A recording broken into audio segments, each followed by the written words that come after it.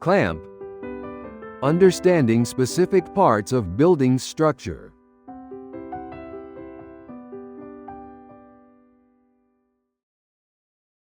A beam can be secured with a clamp.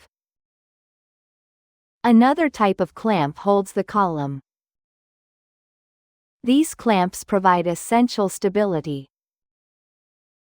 A metal clamp is very common. For example, consider a joist hanger clamp.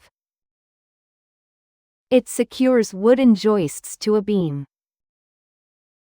This clamp ensures the floor is sturdy. The clamp prevents vertical movement. The joist clamp is a critical part. Another example is the pipe support clamp.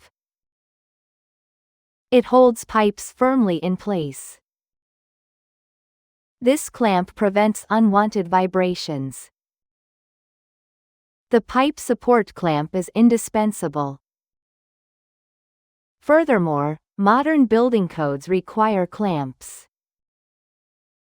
They enhance safety during extreme weather.